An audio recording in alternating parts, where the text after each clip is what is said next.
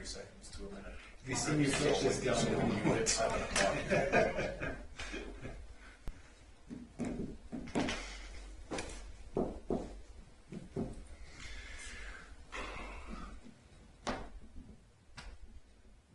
About 7 o'clock, we'll call the meeting to order. Any additions to the agenda? Hearing none, somebody wish to move the agenda? Barbara? Pretty close to each other. Any discussion on Barbara's motion? Hearing none, we'll call the question. All in favor? Nobody's opposed. Thank you. Before we start that part, Will had emailed or texted everybody that he wasn't going to be able to attend the meeting tonight, so we're one member short. But moving on to adoption of previous minutes, we have the organizational meeting. Any questions or errors, omissions? Hearing none. Judy? Sam? Any discussion on Judy's motion? Hearing none, we'll call the question. All in favor? Doesn't look like anybody's opposed. Carried unanimously. Regular minutes of October 24th. Again, any errors, omissions, questions? Hearing none. Move to accept those. Okay, thank you. Lyle moves them. Any discussion on Lyle's motion? Hearing none, call the question. All in favor? Nobody's opposed. Carried unanimously. Moving on to correspondence, we have the information from SouthGrow. I didn't try their new website or website update, but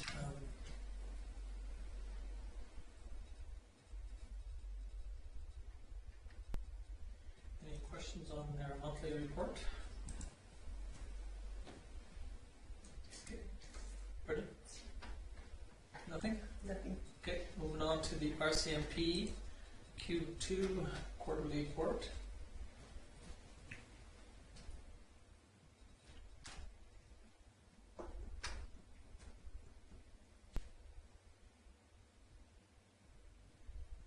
With this one, see. Okay. Oh, doesn't let you scroll. I'll let you go past it anymore. So. Yeah, it does. You can do it individually. Only each page. Okay. Anyway, it doesn't matter. Any questions on Troy's report? Judy? I would just like to make note that Mental Health Act is up 156%. And it's worrisome. Yeah, it's nice to see everything else either staying the same or going down. But,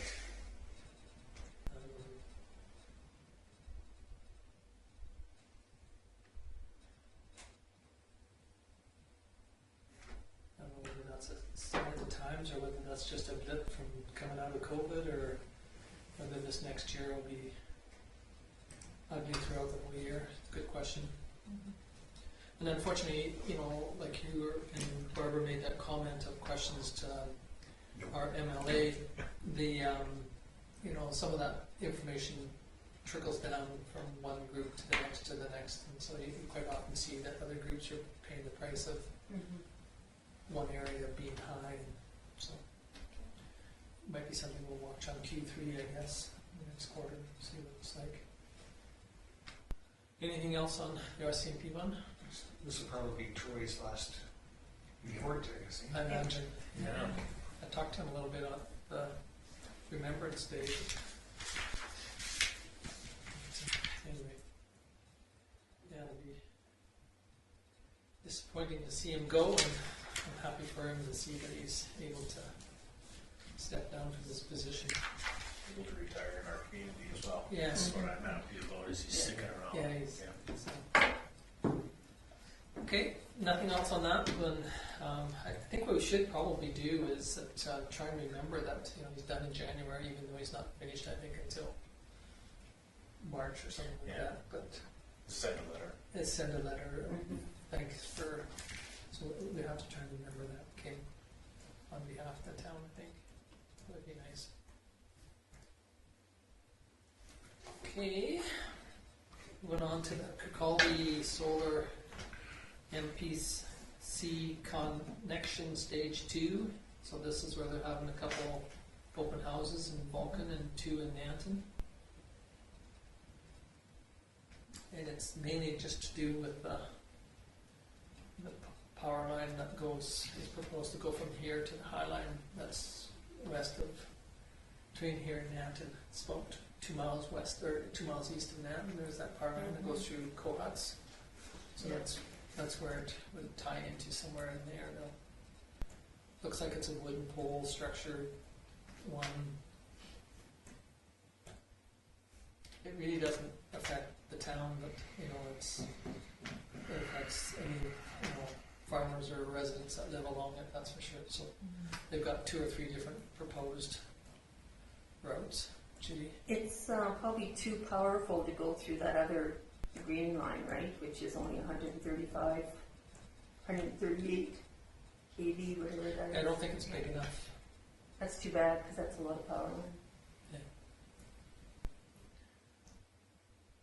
Does affect the commission because the water line for the commission runs through that area from the Oh, Twin that's a Valleys. good point, So yeah. something to keep in mind. That's why we're quite involved with that's providing feedback in that. That's a good point, yeah, because that water line will go directly underneath it. Depending on where they route. So But either way, they pick either route. The water line crosses because it goes by Clark's there. right through here. Yeah. Just something to keep in mind when you're at your meetings, those sort of things. If anybody does attend any of the open houses, that's probably the biggest effect of this. How would it affect the water? Just the proximity of the poles are going to be, if we have to excavate for a water break, those sort of things. And it'll be more of an expense because they have to be more careful of when they're opening, normally if there's no power line there, they can just Dig away. dig away, Yeah. otherwise they have to do other things instead. Just making sure that we're outside the right of way. And they most of the utility companies position everything. Our right of way has been registered since the late 70s. And so they usually do any positioning as far away from it as they can anyway. So. Okay. Okay, any other questions or comments on that? Okay, moving on to the community futures, a letter from Ursula. This one, Will did ask to have added to the agenda because it did just go out to the members of Community Futures, and it was more, he wanted it to go out to council in case you had, for a larger reach, if we do have anybody that you feel would qualify, pass that on to Will or to Ursula directly. And I believe Tom is the alternate, got a copy of this as well. Yeah, I received one too, an email of it, so. But Will had asked that I forward this on to Yeah, council. the unfortunate thing is that the deadline's pretty quick. It's the 25th, so submission deadline. The awards are given out in December the 4th, I believe it is, for the province.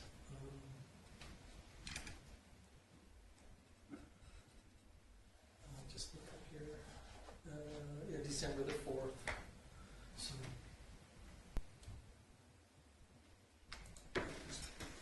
Go ahead. When we get these, I don't know, it just seems like we get these notices for these awards, like, did they always distribute them, like, right at the last minute? Because it seems like it's always been that even during my last term as well. Yeah, it seems though, the whole thing, even, like on grants, we hear about them 2 days before the grant closes, and these aren't much different, other than the one that the Premier or the Prime Minister sends out for the school teaching. He sends it out a month or 2 in advance. He does. Nice of him. Yeah. But yeah, this one here, I think they're, I'm not sure why, but I mean, it's, it started off at November the 9th, but really it's, even that's not very long before you end up finding people to get on it, and you have to get their permission and then submit their name to these guys, and then they have to vet them, and then, so it's not a really quick, I think, what did you say, there was 10 positions? 10. I think 10. 10 available to all of the community futures for the province. Yeah, So I guess if you know of anybody that you think is a good candidate, you know, Will or Ursula. yeah, that Ursula will know and we get it on. Okay, moving on to the library board member at large. Person's resigned, so they'll. So with this coming in, this is just an acknowledgement of I've spoke to the librarian, and they will, when they have their next board meeting, they will be having a discussion, because they have a fluctuating board. They can have from 5 to 10 members, so the board decides how many they want, and then they make a request to town council for appointments. Having said that, Liz was the representative for Chinook Arch as well. So at their next board meeting, they're going to have to ask for a new representative for Chinook Arch, and that will be brought back to council as well for appointment. Somebody at the table's name was brought up for that, so so anyway, that will be coming to hopefully the next meeting, but we had to give time for the library board to meet again to have that discussion. So I told Connie that I would just put this on for council's knowledge, and for the formality purpose, when you accept this for information, you accept it that you've all read it. You know that she's given her resignation. So. Any questions on that? Excuse me, if not, somebody wish to file the correspondence? Barbara? Any discussion on Rob's motion? Hearing none, we'll call the question. Those in favor? Anybody opposed? Nobody opposed, so carried unanimously. Excuse me, bylaw and policy, bylaw number 1510-22 land use amendment. So based on conversation at the MPC and something that was brought up for discussion and reviewing our land use bylaw is we covered off for veterinary, small animal care, and large animal care. We covered off on industrial and retail commercial, so downtown. But we never covered it on highway commercial. So when somebody made an inquiry, can I put this in, say, this building? We went, you can in 2 other districts, but for some reason we don't have it in this district. So this is just a clarification thing. I wish we would have caught it when we did our last clarification, but really what it is to add animal care services, large and small, to highway commercial. So one of the buildings down on the highway, if it were suitable, it's still discretionary use, so it'd still go to the MPC for approval. Yeah. Possibly would have conditions put on it, depending, you know, you've been to other communities that have veterinary clinics right on highways as well, so there may be things like fencing, those sort of things that would be done as conditional, but it's still discretionary. We just need to include it in the land use bylaw, so we can say yes if somebody would like to do that. So this follows the same process. It's a land use bylaw change. So you do your first reading, we advertise it for 2 weeks, you do a public hearing, and then you can give it second and third reading if depending on the feedback you get. So this will bring it back most likely at your December meeting. Okay, Judy? I move that we give it first reading. Okay, thank you. Any discussion on Judy's motion? I would just like to comment that I would think for large animals, highway access or close to the highway would be preferable, just for pulling a trailer or something, right? Yeah. And kind of just for being out of the way. It's kind of what I thought when I was flipping through the binder, and, Yeah. I couldn't find it yet. We could have one downtown. Yeah, so that's just Yeah. one comment I would make on it. And you look at Nantons and Claresomes and High Rivers, I mean, they've all got good highway access to them, which makes sense. Like you said, it was just an overlook. I'm sure Yeah. it got changed. So, any other comments on this? Hearing none, we'll call the question. Those in favor? Okay, it's carried unanimously for the first reading. Okay, moving on to 6.1, which is current business, which is the changing and appointment of Councillor DeVoe and Sanderson for the Vulcan District Fire Committee Council appointment. So after the last fire meeting, Richard approached me to ask if we could put this on the agenda, as he really enjoyed the conversation and actively participating on the committee. I talked to So we basically just put it together. Again, timing being perfect, the meeting was after your organization meeting, so ideally we would have switched this with the org meeting. But really all it needs is a formal appointment from council in a motion, and then we just amend the documents that accompany that. So. Cool. I guess I would make that motion. Council appoints Councillor Reports to the Vulcan District Fire Committee and Councillor Sanderson as the alternate to the committee. Okay. Any discussion on Cole's motion? Hearing none, I'll call the question in favor. Can we vote on that? Yes, Yes, absolutely. you have to. Okay, it's carried unanimously. You have to vote either in favor or opposed. You're gonna I'd be upset that I wrote a report for it. Okay, so the next one is our commercial development incentive application, PL-1222-04. So we received a commercial development incentive application. This is for option 4. That is the rebate for updating inside of a building or updating the building itself. You've all had a chance to read the policy. Administration has reviewed all of the receipts, the photographs, and actually attended on site to see the changes that were done. It obviously meets the criteria for the 10% for the $1,000, and that will be applied to next year's taxes. So what will happen is we will, if council approves it, we'll just put it on the list, and then when you do your approval of the mill rate, then we include that tax roll as the $1,000 to be applied directly to the tax. Any questions, thoughts? Anybody wish to move this one? Judy? Okay, any discussion on Judy's motion? Hearing none, we'll call the question. Those in favor? It's carried. Okay, moving on to committee reports. The written ones, 7.1, the Detention and Attraction and Retention Committee. So this is the minutes from the September the 12th meeting. Any questions? Okay, hearing none, we'll move on to the Marquis Foundation of the September the 27th.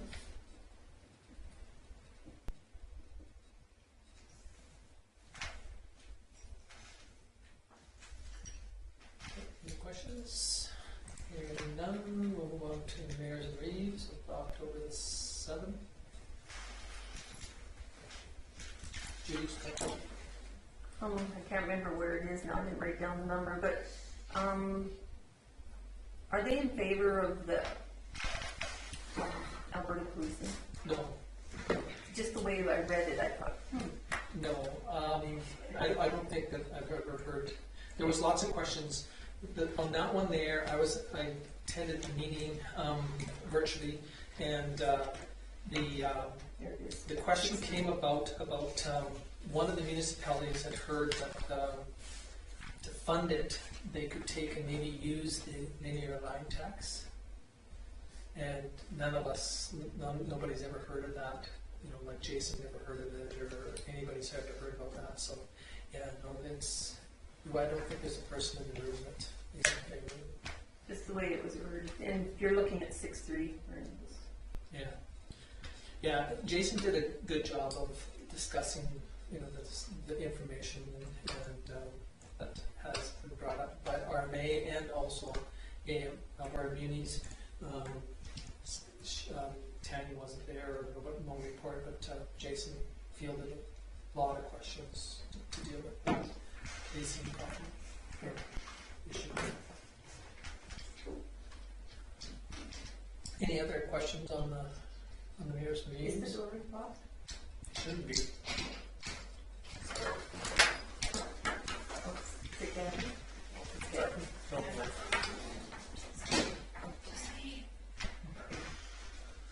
Okay, then moving on to the MPC draft minutes of November the 8th.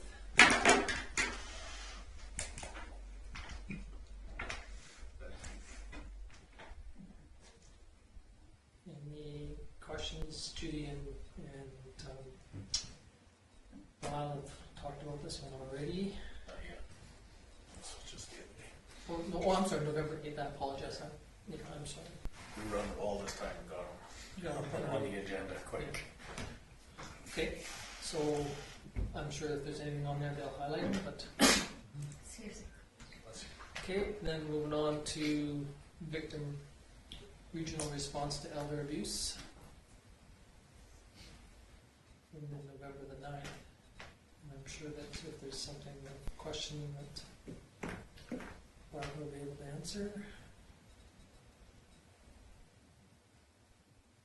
Okay, none on them. Somebody wish to, the committee reports? I'm going to pick on Richard. I don't know if it's pick on, but Richard moves this. Any discussion on Richard's motion? Hearing none, we'll call the question. In favor? Okay. Slight distraction for this tablet. Yeah, it's carried unanimously. Okay, moving on to councillor reports, verbals. Councillor Magnuson. Well, as you can see, we had the MPC meeting last week, and a couple of things on there. We talked about Airbnbs are becoming more commonplace, I guess. So we were just brought that up for discussion to discuss within the MPC, and just to kind of get the feel for it from people, because there's been talk, and it's going to have to come to, when we do get a request, it'll come to MPC and we'll bring it to council. So just kind of keep it in the back of your minds that that's something in the future that's going to come. I know there's some people just outside of town that are doing that. They've done I think the county had to do some changes there to make that happen. But it's an alternative from the hotels and stuff here, and I think it's there were concerns brought up if it's in competition with the hotel, but I'm also personally of the opinion that competition is good because it keeps us all on our toes. And we also had a proposal brought forth to us about having a few more sea cans on the property, more than our allotted 3, and we MPC approved that with conditions, so I'm looking forward to see how that looks. Comes up. Had a attraction and retention committee meeting here last week, and also had the pleasure of going to the Ag Appreciation Dinner with Chris Cook there, and I got to be his Uber driver for a few days, so I took him around town just to kind of get a idea from him how accessible our town is. I mean, it snowed, so that nothing slows that guy down. He can do pretty much anything. He stayed in our house for a couple of days. It was just amazing. But he did bring up a few things for people with disabilities, simple little things like when you've got the handicap or wheelchair accessible button on a door, automatically opens up. But if the button's here and it opens up this way, you got to jump out of the way. Or sometimes, without thinking about it, there's people put their sandwich boards right in front of the button there for handicap accessible. So, and even simple little things like a hotel room. Like he said, he goes to a hotel and he wants to get a standard room. But people behind the desk always think they're helping him out by giving him an accessible room. But for him, if it's wheelchair accessible, that makes things that much higher for him. And it just, basically there's no one size fits all. And I know for me it was, looking outside the box a little bit more from a different perspective. So I thought that was pretty cool. And what also was cool, driving up here today, well, I also saw the guys working downtown. It's officially Christmas season because we have the lights up downtown. It's They good. look It's awesome. really good, yeah. So, but that's what I have for today. Okay. On that Airbnb one, I've had some comments made. Milo, as an example, they have had 6 houses sold for Airbnbs. So now they've lost their population prior this census was 90 people. Those 6 houses, they lost 12 people. So their census really should be only 80 people. And so it really affects on one side. I mean, you still get your tax base off of it, but you lose that residents that are in it. So have a bit of a discussion with a person from Canmore, and on some of theirs, they're saying that the only way you can have Airbnb is if you live in the residence. So if you live upstairs, you can have Airbnb in the basement or vice versa, but you have to physically live in it. Otherwise, it changes your tax base. So that might be something else. I mean, I don't know anything other than the 2 that we've heard about. So For the purposes of the discussion at the MPC, for right now, with the limited interest that we've had, we can accommodate it through our current land use bylaw as home occupation 2, and as it starts to concentrate, then we can look at what other communities are doing. Some are limiting it within a certain area within residential. They can't be any more than, I believe it was 200 meters. They have to be separated by some things like that. And there's, as Tom mentioned, there is also information on doing different tax rates for them and dealing with them on a more of a commercial basis. So we had a kind of an open discussion. For right now, we'll do the home occupation 2, but as soon as it becomes something that's coming to the MPC fairly regular, we'll probably come to council for tightening up some rules on there to make sure that. I was just thought that, for Milo as an example, because while their census went from 90 to 122 with the new census, and that's what he was saying is we're not sure where the other 32 people went because we've had 6 houses that have changed from a regular 2-person house to an Airbnb, and they don't live there anymore. They've been bought out by somebody in the city, and the city has turned, people that own it has turned it into Airbnb. I didn't tell you what the question was from someone, but yeah, like what you're going to go to Milo for an Airbnb, but anyway, go ahead, Cole. I actually know somebody that has used it Yeah. and spoke very highly of it. Yeah, well, So, I mean, it's the way of the future potentially, but that's going to be interesting how that works out. Because if you're losing your population as well, that's drawbacks. yeah, and we use Airbnb a lot. Somebody go to Saskatchewan to see Joan's mom, but everyone that we've been in, they lived in, somebody that owns it lived upstairs or downstairs. We haven't been in one that we went to in Saskatchewan that the owner didn't live in. But it's like you said, it is a sign of the times, but it's something that NPC and we as council are going to have questions asked to us about.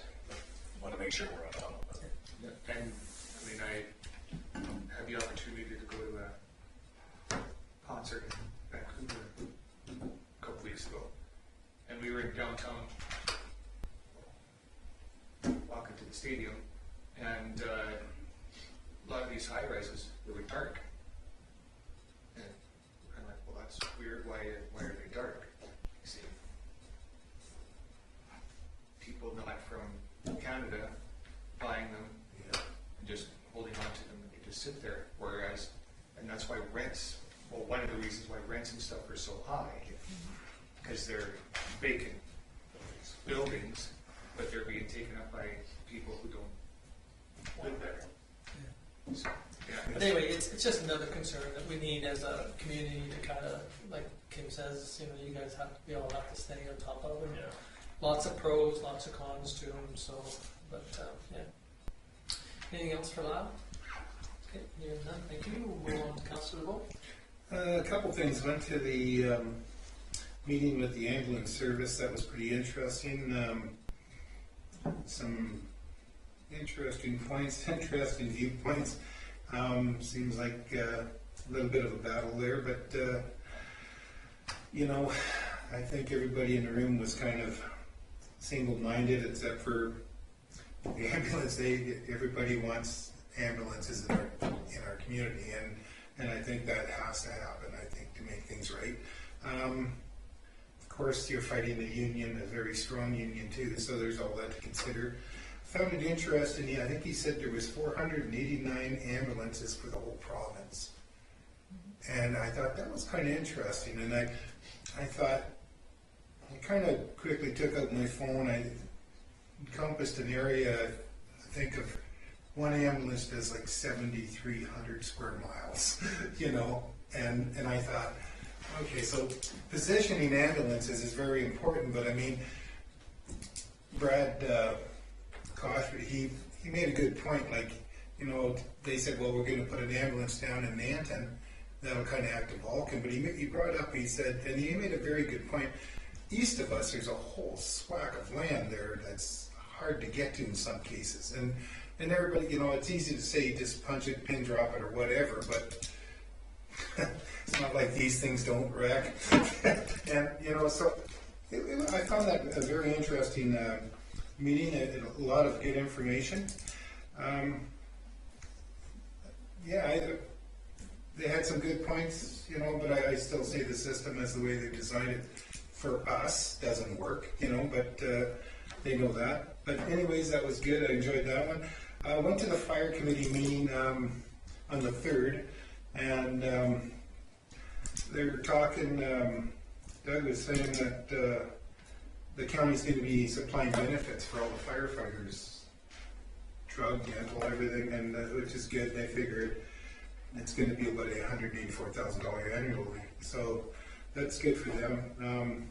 They need new helmets and boots and that, and they figure it's going to cost about $15,000 for everything.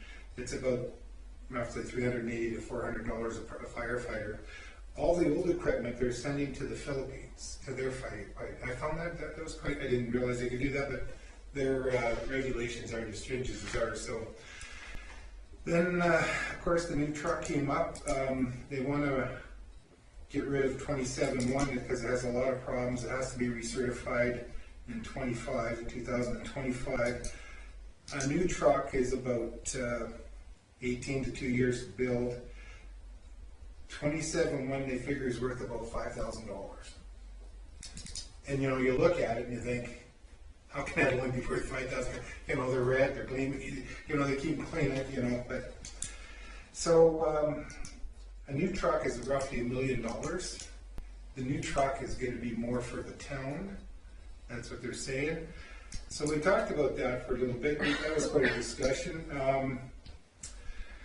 So they're talking about the new truck would replace 3 trucks, and so I brought it up. I said, well, what happens if, you know, worst case scenario, everything breaks down? You still need, you got to keep one in reserve, because they thought if they got rid of 3 trucks, you know, that would give them roughly $200,000 to $250,000 that they could put into the brand new truck. But I found that, you know, and I kind of was thinking about that. I can't remember. I think they have 16 members, but if that increases, you might need one more truck just to haul that many more people, you know.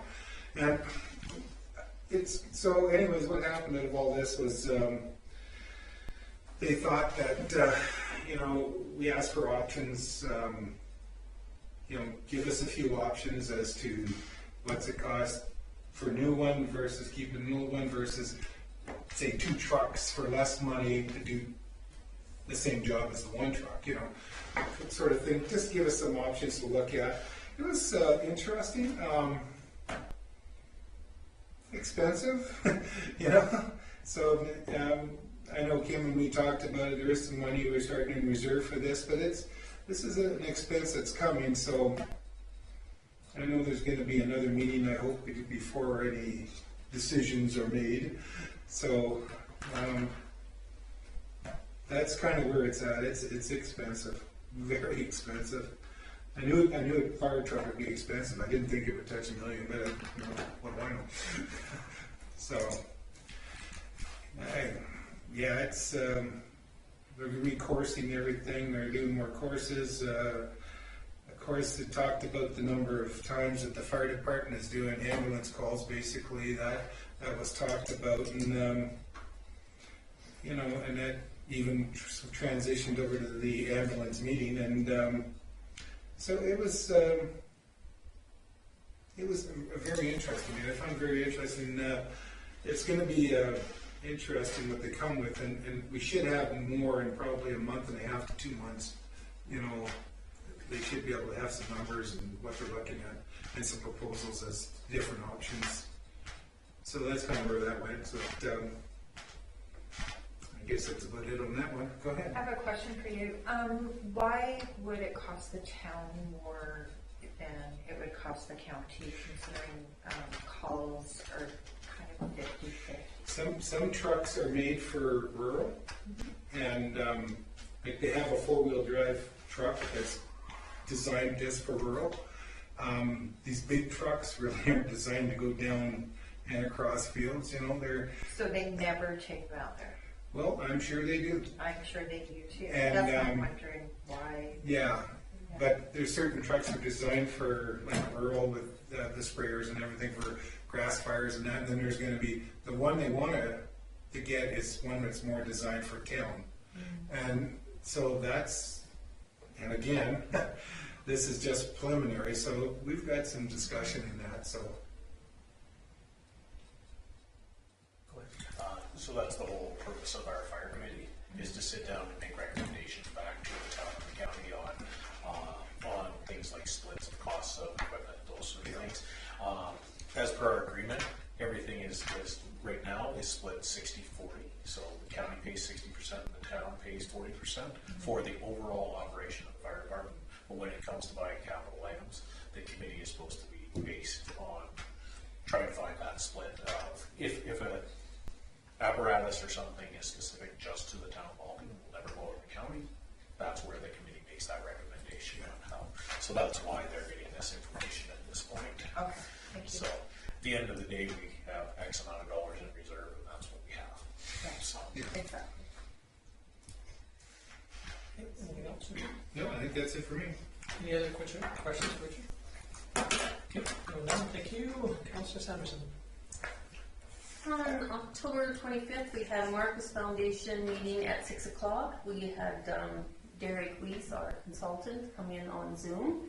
And I don't know if I reported last time or not that our seed funding had come through. And the seed funding is designed not to get us shovel ready, but to help us with staff that like other consultants for design, risk, and how we can get to the shovel ready. And this, in how much, and we find out how much we're willing to invest. And we're hoping Marcus can take this on mainly all by themselves, hopefully, but we won't know until these other factors come in. And of course, money, everything, materials keep going up, so see what happens. On November 24th is the day that we're meeting with the Senior Building Committee, which is Tom, him, myself, and 3 off of the county, I believe. And Derek will be here in person, and with some Marcus Foundation people, and we'll sit down and kind of go over things and see if we can come to an understanding or where we should go from there. Peter Dawson Lodge is COVID-free, and we're up to 36 residents, so some people who have left have even come back. So it's, I think, now that COVID is more out, people are more inclined to come back. Unfortunately, it's only the middle rooms that are left available at this time. So, on October 26th, met with there was 3 of us from the board, and we sat down with 2 from the FCSS and went over the financial budget and tried to get everything balanced. Diane, Crystal Aldridge met with Joan, and I think we're pretty well balanced out here now for the end of the year. So we know where our money is going. So that was a good thing to get before Joan left. November 3rd, thanks for Richard for taking over the fire committee, because we had to move the FCSS meeting up due to the convention coming up here this week. We're leaving tomorrow, some of us. Airwood is going to put delegate into FCSS, and I think it's going to be a split with Lowman, the people at the grocery store, and maybe one of them from Bragg might come over for, and then if we can do it all on video, and FCSS is invested in a Nest, and we're getting that set up so that we can use that there. So that'll be good to have more of the villages there, and then maybe we wouldn't need as many members at large, because a lot of them go south for the winter. The youth center, if you ever get a chance to go down there, it is amazing what they've done with that kitchen. Have you seen it? I haven't, but my son goes there often. Wow. He loves it. It's amazing. It's just amazing, and they're cleaning it up and making it brighter because they painted a bunch of different colors, and they're trying to make it a little bit more welcoming, not such a cave down there. So they were, we got some small projects that we had some money left that we could put into it. So there's a cupboard, and then the stairs, the carpet's kind of frayed going down the stairs, so we need to get that fixed because it is a tripping hazard. And then the stairwell, because of the leak from the roof, but my question is maybe we should hold off on that until they get the roof fixed. I know it might take until spring, but hopefully I can't see getting that fixed until we get the top fixed. Let's see, we are over budget for the municipality grants. We've got 2 months to go at $1,254.75. Cost of living has gone up 5.97%. FCSS hasn't had any raises for 6 years that I know of. So it's just, and then the government, Kim just signed off on the 3-year, what the government's going to give, and of course it never goes up, okay? But everything else goes up. So you're trying to see what works, you know, what programs. You hope you don't have to lose programs. You don't want to lose people because you need people to run the program. So it's a vicious cycle. So they're doing a good job of trying to make it work. So, but on a good day, after 2 days of interviews, we have hired a director, Dawn Wiseman from Nanton. They're on the acreage. I'm not sure if she's west or east. So we're excited to have her aboard. She's going to go up and attend the FCSS AA meeting up in a convention up in Edmonton. So we'll get to know her a little bit better up in Edmonton. So we're excited about that. Lori Gare has stepped up as the interim director for the month of November to get us through. So thank her for that. November 8th, I was also at the MPC meeting. It was very interesting. And then Tom's going to take over the golf meeting for me tomorrow night, so thanks, Tom. And I also had to drive all the way downtown before I came to here because it's just so pretty to drive through those lanes. That arch, it looks beautiful. That's my report. Okay, any questions for Judy? Hearing none, thank you. We'll move on to more coffee. I just had the Vulcan Regional Response to Elder Abuse Council, and I just wanted to point out that we do have 2 new prevention workers, and one of them is from CSS. She's working point 1, and that's Corinna Lee. And then we have Starla Oliver, who will be in Clare's home. So, yeah, and then just a library meeting on Wednesday. Okay, any questions for Barbara? Hearing none, thank you. Councillor Dunham. I had a SouthGrow meeting that I had a scheduling conflict with, so I was unable to attend. And I can't remember the date of that. It's probably because I didn't attend it. But I thought I had it wrote down. But anyways, yeah, that was it for my scheduled meetings. I've had a lot of public feedback just being around the rink about how the optics of how the rink seems so much busier this year than previous years. A lot of that could just be because of the COVID restrictions as well, but I've kind of noticed it's picked up a lot, and I think a lot of people are very happy with it. So I give credit to whoever deserves credit there. Yeah, I've noticed the lights too. I love this time of year. So it looks beautiful. So you can see it from almost the corner store sometimes, right? So, and I noticed the town using the new, I want to call it the picker truck, lift truck. Yeah, so that looks pretty good. I think Stu did a pretty good job of saving taxpayers a lot of money on that. So yeah, that was it. He broke it the first day he used it. No. He broke a handle, and the guys won't let him in the truck anymore. Any questions for Cole? Thank you. For me, had solid waste. We're in the same category as what FCSS. Some of the staff haven't had raises for quite a while, so I think we're going to see a substantial increase in costs this year for the solid waste. We had our first budget kick at the can, and it got beat up pretty good. I'm not sure if some people understand how municipal budgeting works. I think there are still some people that believe that the philosophy that was thrown on the table is that if you ran your household like this, you'd be in trouble.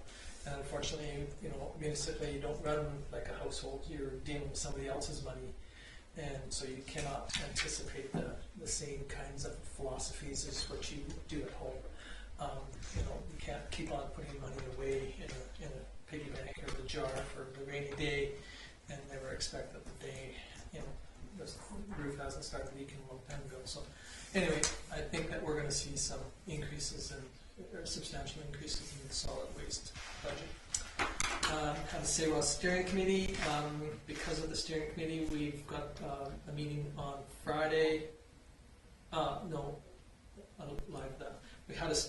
We went from the steering committee to a SouthGrow executive meeting 2 days later, and we've got a recommendation to bring some information to the board, and once it comes to the board, then it will become public on some of the information that we can release. I did go over to Brooks when Danielle Smith had her meeting over there, and so I thought maybe I could do a little bit of politicking for the SouthGrow project, and I did get to meet with her for a few minutes, and she's very in favor of the SouthGrow project. So hopefully we can get some interim financing. Since some of the information has been leaked about that we have been meeting with these 3 international companies, we've had quite a few companies come and say, maybe they would be willing to help us with some financing. So we've been meeting with different groups on potential financing models. So hopefully it'll come together even quicker. And then we have 2 meetings next month with the preferred candidate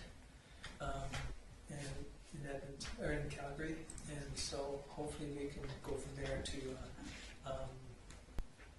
being able to end up with an MOU with one of them, and then once we do that, then we can release who we're talking to, I hope.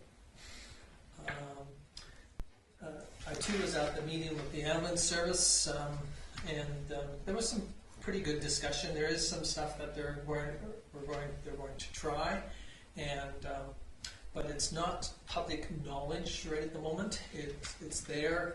They're going to try it with the Vulcan County, and if it works, then the philosophy would be is to try and expand it out.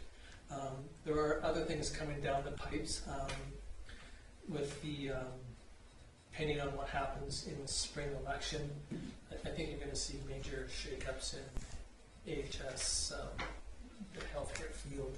And the first one that might fall out would be the EMS portion of it. Mayors and Reeves was the same day, so I didn't attend it, I stayed and visited after a little bit longer at the ambulance committee meeting, and so I missed the Mayors and Reeves down in Uxbridge. So some of the information will come up next month for what happened with it. I also attended the Remembrance Day service, which was quite well attended. It's not as good as it was in the past, but again, being that we've had a 2-year break, I thought it was quite.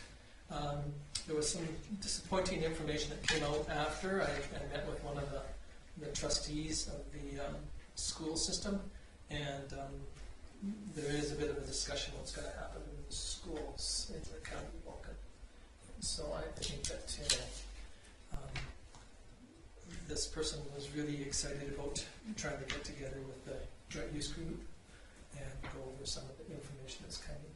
I guess over in Nanton, we're talking about closing one of the 2 schools and putting K-12 in one school instead of having 2.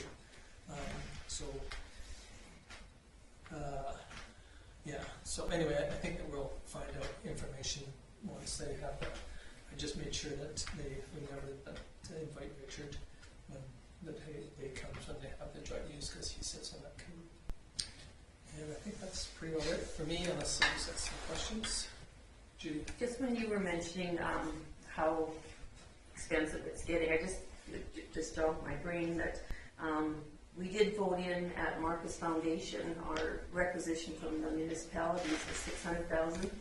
We raised it to $650. We voted to raise it to $650, and one of the reasons why it put us in a positive position of $620. And if we're going to look for going for a loan, going ahead to build, if we're going to build a new lodge, we felt presenting a deficit budget isn't a way to get your money in. So that's one of the reasons why we raised it to what we did. So I just thought I'd let you know that, which makes the town contribution $6,083 a year more. Okay. Yeah, and that was one thing, I appreciate both Judy and Barbara taking the time to type out a thing of asking Joseph Scowl some questions. The one that I would really go after, I think that we need to go after our provincial government, even though it's a federal program, is the carbon tax on our municipalities, that on water and on sewage and on our utilities to run our community. We fought like crazy to get our GST back. Originally, they gave us a portion of the GST, so you ended up having to play a shell game to get more of that portion back. Then they changed it now, so we get, they're taking all of it back. I mean, it's a pain in the backsides, but at least we get it back. And I think we need to push our provincial government, to push the federal governments to get off the backs of the municipalities, where they're taxing the water commissions and the fire departments and the ambulance services and the municipal, all our stuff that is life and death for our communities, and get off us so that we don't get that 10% cost or 20% when they, federal tax. Now I appreciate they say they give it all back. Well, I tell you, I get a check for $220. That doesn't even cover my gas bill, carbon tax, let alone anything else. So I really think that was one question I meant that I've written it down at home, that we need to get after our provincial government to push. Sorry, Cole. No, I'm glad you mentioned that, Tom, because I kicked tires on replying to that to Joseph as well, but it's hard to, like, for me, the carbon tax, that, like, I'm on the water commission, I've seen it. If that revenue actually went into a fund that actually combated climate change, I'd be really in favor of it. Or if it was given back to the municipalities for our own use to try to combat our own personalized climate change that we see best fit, but it doesn't. It just goes into general revenue. So now we're entrusting these politicians at a federal level, and both parties are three federal parties. I don't have a whole lot of faith in any of them. So, I don't see how it impacts climate change. It's just a tax to me, and we're getting taxed on necessities. Like, it's not like water is a luxury item. It's a necessity. It really bothers me. So I think that's one question that we need to, and I appreciate, we'll have to, go back even to our MPs, but unfortunately, like you said, it's pretty hard when my one daughter's really has issues when we call them the opposition. She says, why do we call them the opposition? We should be calling them something else, because, they really have no strength. The government doesn't want to listen to them at all. But again, I really think that's one area. I think the carbon tax is another issue I have all globally. But the one that really bothers me is it goes back on our municipalities, our water, our sewer, our emergency services, all these things that we do to keep livelihoods for our communities, and we get nailed. 10% increase, as of January 1, it goes up again, and so I think that's one area that we really need to nail our politician, provincial and federal, to get off our backs as municipalities and give us some break. But anyway, I kind of went from one to the other. Judy. Would you suggest that as a town we send a letter stating our concerns? I think we should. I really think we need to. The carbon one is really one that really bothers me. I mean, I'm not saying that we don't have other issues too, but I mean, I think that's one area that really we need to I mean, it's really gonna hit us all, you know. Especially like I said, water and Yeah. sewage and emergency services, you know. I mean, so I think if we, you know, draft a letter to our provincial and to our federal, and, you know, send one to our premier and one to our prime minister, stating that we have concerns about the carbon tax affecting the municipalities, and can we get a relaxation like we did with GST, which was a bit of a break. And I appreciate, you know, if you talk to the you know, the towns, it's a pain to try and get that GST, you know, back, because we have to pay it, and then, you know, but at least we do have an opportunity to recover some of that cost. Would it be beneficial, do you think, to also possibly send it to the Alberta municipalities, to like Tanya, if we could get more communities kind of pushing it? Yeah. I think so. I think that, you know, be effective. all of us coming into our budget sessions right now, you know, we're all going to see this as municipalities, you know, and again, you know, like Judy had said about, you know, our FCSS or all of them, you know, I mean, not only, you know, do their costs are going up, or the, you know, the lodges and the extended cares and the hospitals, and, you know, all of us could use that break on at least that. You know, I appreciate what Cole says too. I mean, you know, some of us fight it, but it's not, you know, the municipalities are the ones that are trying to do offer these programs for our residents, and we have no control over it, and we get nickel none back, not a cent.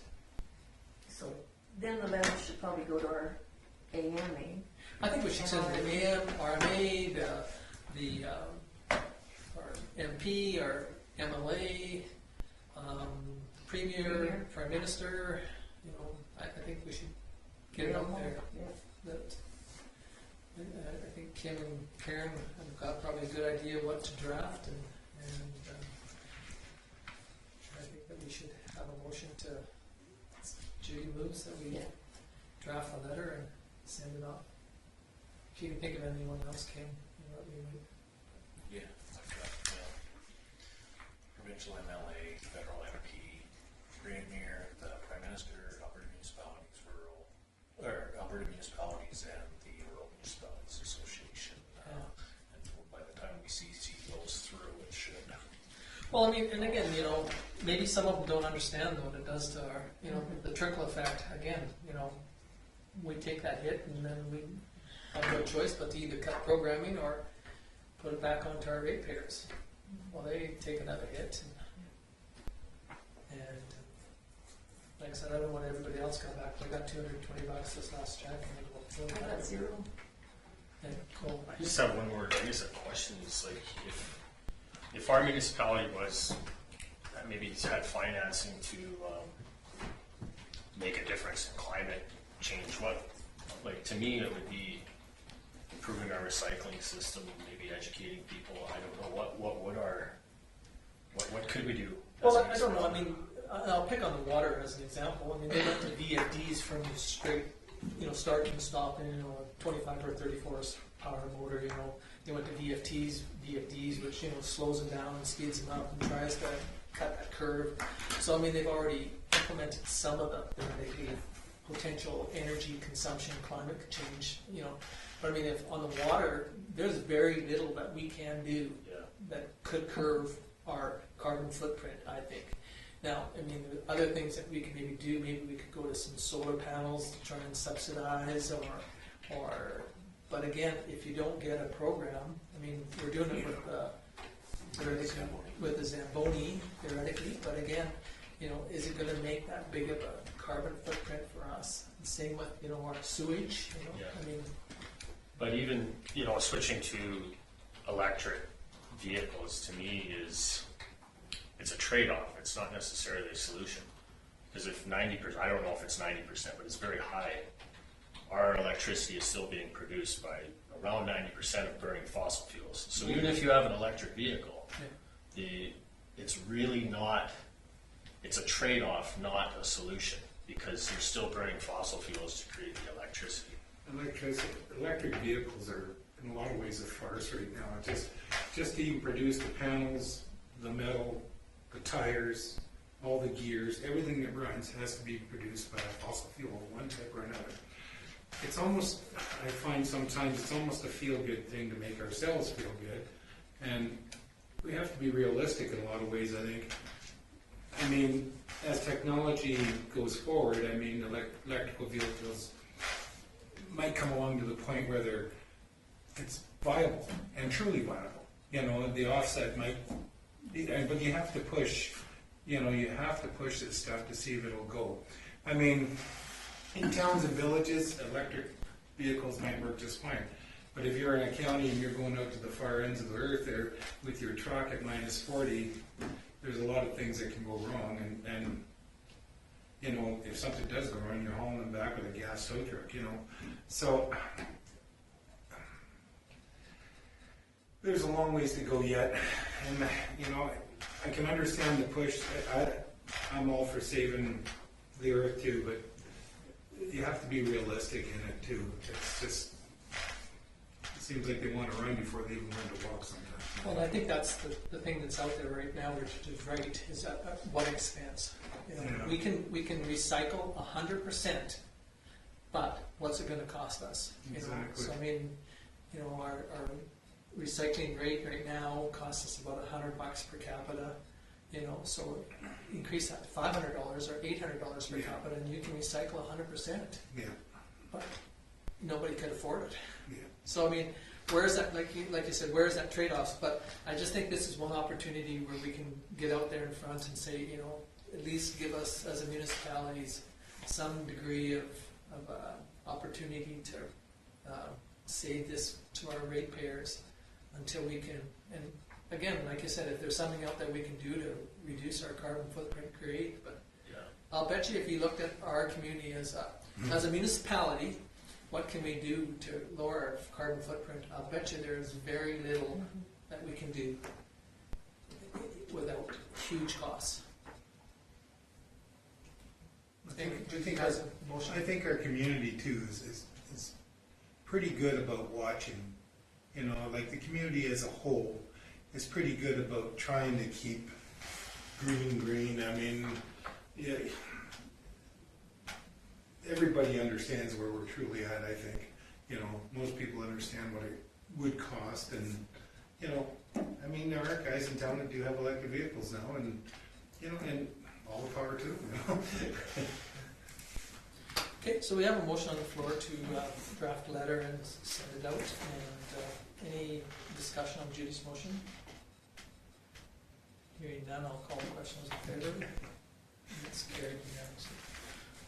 Okay, anything else on councillor reports? If not, we entertain a motion to Lyle.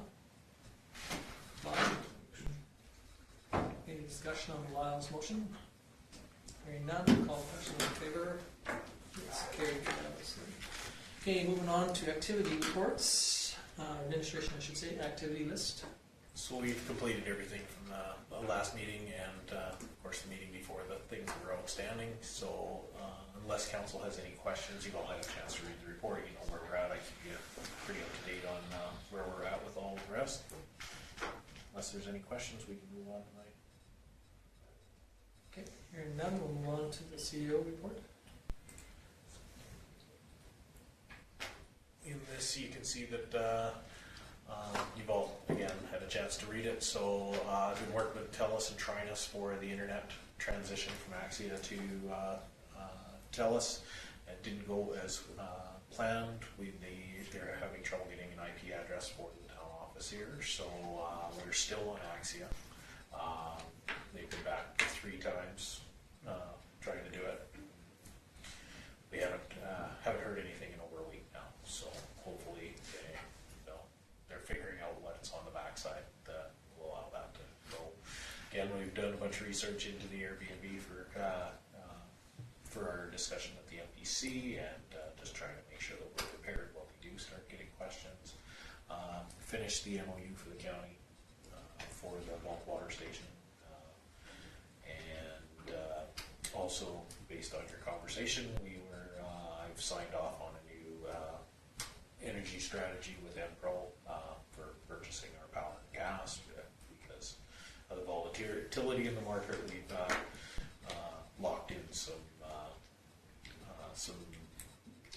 a certain amount of our buying block in variable rate and then a certain part in fixed, so based on the recommendations that Impro brought forward. Again, we've already discussed the member at large appointments for the library. We'll be talking in closed session about potential land purchase, and Judy mentioned that I completed the 3-year funding agreement with the FCSS, and that funding looks to be unchanged but stable for the next 3 years. So that's based on the discussions that were had a couple months ago. That's at least good to see that it's stable for 3 years. Work with Scene on easement registration in the industrial. This is for just a stormwater easement that wasn't done 30 years ago when some of the original plans were put in. So with the potential sale of lots, we're working forward, trying to get that. Been helping the CAOs for the villages with quite a bit of policy stuff as they fall. We've got some new CAOs out there and they're updating policies and that, so I've been trying to give them as much information as I can share with them for that. Had some construction updates for the industrial for the members of our community, and then regular stuff for council. I was off, obviously, 1 day for vacation and then 2 days for childcare in the last 3 weeks. And our meetings, I attended the ambulance service meeting as well. They did provide us with a PowerPoint presentation that will outline the change. It is confidential, but I can share it with our councillors. So if you would like to see it, to be completely honest, a conversation with Councillor Bolt or Tom would probably be just as informative as the PowerPoint presentation. But we do have a copy of it, but it does need to remain confidential until they decide to release it. And I met with QP for formal introductions, and we're hopefully going to start bargaining here before the end of November. So hopefully I'll have something for you when we start our budget stuff in November 25th. And that's my report. Two things. Have you had any feedback on the bulk water with it being a fob and or credit carded? Any positives? The few people that use it regularly are quite excited. Yeah. We did not, I think we had one negative comment at the counter about coins, but again, we're not the one putting it in, and it was not a resident of town that was complaining about it, so took it with a grain of salt. Yeah, there's going to be 2 options. You can either go to the county and set up an account, or you can pay directly with your credit card. And looking at 90% of the vending machines out there now, they're working exactly the same. So, it's unfortunately, I think that's where things are going, is debit, credit instead of cash. So. And the other one with Axia ends the end of November, doesn't it? Yes, but TELUS bought out Axios, so they're not really gonna. And we're in the process. Yes, switching, so, yeah. They're not going to shut us down. Well, You never know. it won't matter if we can't get our tablets to work. Mine's working fine, it's doing exactly What it said it was going to. And then that's my report. Okay, any other questions for Kim? Okay, if not, we'll move on to development clerk. As you can see, things have slowed down a little bit. We do have some permits out, but not as busy as we were this summer. Okay, any questions? Hearing none, we'll move on to the public works.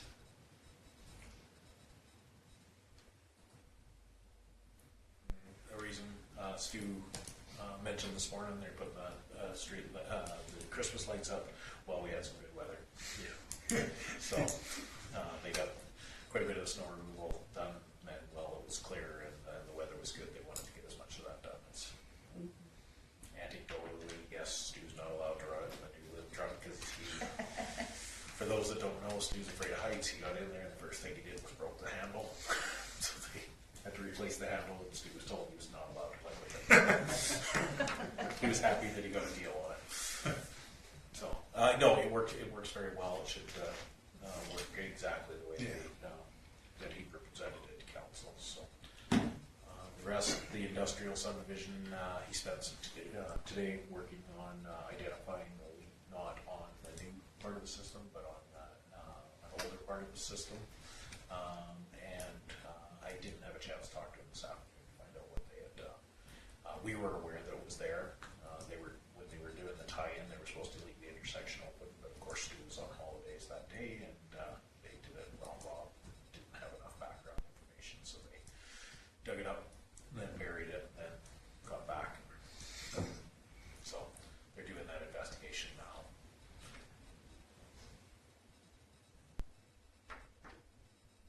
The rest is pretty straightforward, I think. So on that water line that they have to replace, I see that they're just gonna pull a new one inside the old one. Down on at the river. At the river. Yeah, that. So they'll pull. Last time I talked to him, they were just getting quotes for doing it, so they'll probably. I believe he was talking to one of the contractors that we use fairly regular. And it sounded like they would pull a polybute line inside the steel cement. That makes sense too. Yeah. You know, I mean, they could just, cable it and then. Yeah, just pull it in, and that polybute can be just welded in joints and Yeah. pulled straight in. Mhm. So and it has quite a bit of flexibility to it. So. Yeah, it makes sense. I never really thought much about it, and saves some ripping it up. Yeah, you only have to do two ends. Yeah. That's great. Okay, anything else on Stu's? Okay, if not, we'll move to the Community Services Manager's report. Chris, everybody's had a chance to read it. He put in as much information as he could about the programming. Again, like Cole mentioned, arena usage. And then based on the conversation from council at the last one about separating the days, tried to do a little bit more explanation on Vulcan and where he'd like to go with that. And that's it. Well, giving it some thought about Vulcan and stock days, like I attend stock days religiously every year. I can see a long-term benefit in splitting it up. It might not show initially, but if we can get both events popular, it would cut back on a conflict of venues and whatnot. It would add another event to our calendar. I mean, the potential is there for it to be a benefit to split it up, I see, but that's just my take. But Big one being the risk of the volunteers. Can you keep enough volunteers To do both. Yeah, is one of the concerns. That's what we saw in the past. We had them together and then split them. I mean, originally we were always apart, and they went together, and then they got split, and then went back just for the 1 year. And I think the majority of the people that were involved in the 1 year that was back together, they thought that it was a positive on the majority of it. Again, I do understand about venues and the booking of facilities and the whole works is sometimes an issue, but I think that it's nice that somebody's interested in trying it, but I think we're going to see one die. So hopefully we can get some more feedback and grow them if possible. If not, we've tried both. Okay, anything else on? Oh, go ahead. Just regarding these hockey tournaments and that, just like I noted for the volleyball tournament that was in town, that the Grateful Cup was open a little earlier that weekend, I think 2 hours earlier than they usually are. And I'm just seeing on the business side, I think if that was the tournaments in that were maybe, I don't know if advertised or more well known to the local businesses, maybe they could take note and maybe, I don't know if they adjust their hours. I know the Grateful Cup is just Hershey can do that a little more, but I would just like to see our businesses be a little more involved in, if there's a hockey tournament coming on, we have, signs in the windows, welcome under 18s or whatever the leagues are, and just be, I know that's more of a Chamber of Commerce thing, but, Perhaps a chamber trying to get them more active again. but even just, I don't know who we talk to, maybe Cole, you would know who, just to get the word out. Yeah, I don't know how. Yeah, I don't have any suggestions for that. I'm not. But it's a good idea though, because he's, you know, it kind of relates back to Airbnbs as well. What restricts our community on hosting events is accommodations, right? Yeah. So you want each to support each other and getting out of town people. I noticed that volleyball tournament, a lot of parents and families were dining at the brewery and it was busy. I think that's our strength as a community, is offering our rec facilities and whatnot to outside communities. Well, and even if, you know, any of the restaurants or pizza place, whatever, needs an extra staff member, because there's gonna be Yeah, boatload of kids coming in. yeah, that's a very good point. And even the art center, they probably stay open, hopefully stay open longer, because that's an interesting place to go in if you're bored in between games and you can go into a building like that. Yeah, place for the kids to go. I think it's just a communication thing, possibly, because I think also a lot more people from town would go to the tournaments as well. Yeah. If they knew, oh, there's this big tournament happening, whether it's at the high school or the hockey arena, you know, if they don't have kids involved, but they're just want to support local. So, Yeah, sure. Well, maybe that's one thing that hopefully in the next year or so that, you know, we can expand on the. Well, and the only logical thing I can think of is using social media, like Facebook, and updating it. That would be. Right, and all. It needs to. A lot of the high school stuff we just need more of a buy-in into, because we already do a large selection of letting people know through our rec guide, those sort of things, and our social media. It's more getting the information from the groups. Again, we put it out to all the villages. We're getting Palliser to actually participate with us, because of course bigger tournaments like that are that minor hockey, and that we generally carry all that stuff through our rec guide and advertise that down. Well, and minor hockey doesn't host tournaments locally. It's a thorn in my side because I push for it. But we have that tool there for them. yeah, I find it very odd that outside teams rent our ice for tournaments, yet our association can't be bothered. It really pisses me off. to be honest. We don't host any tournament. I don't think Vulcan Minor Hockey's hosted a tournament in Vulcan for over a decade. Yeah, since my kids. Thanks for the cheap ice. You know, it's kind of, you could, you know, help out. I'm frustrated with it. So Wow, I didn't realize that. Okay, well, you know, maybe that's an area that we can, you know, suggest and maybe we can help work on throughout that. Anything else on Chris's? Okay, if not, we'll move on to the peace officers. Gabby's report is pretty straightforward. She's been doing obviously some traffic and foot patrols. She's got all the files that she's been through here. In here today was all focused on unshoveled sidewalks, things like that. So still working with the school, trying to get their rollover simulator, doing some educational stuff, working with the RCMP and Vulcan County for joint use, joint forces. Okay, any questions on Gabby's? Okay, hearing none, we'll move on to the fire chiefs.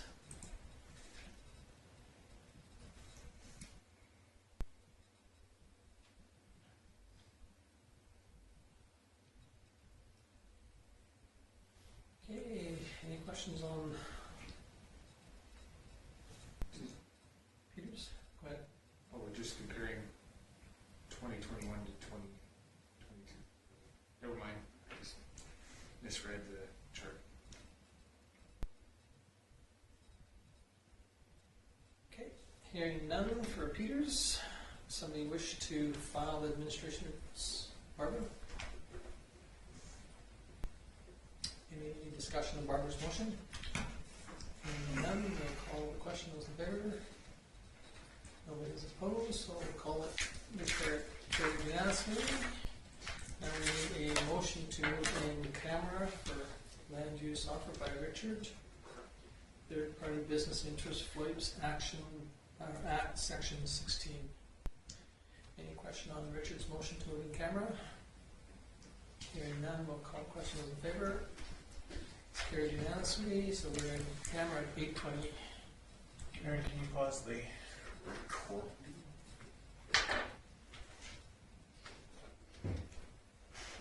And I will, just for the purposes, mute the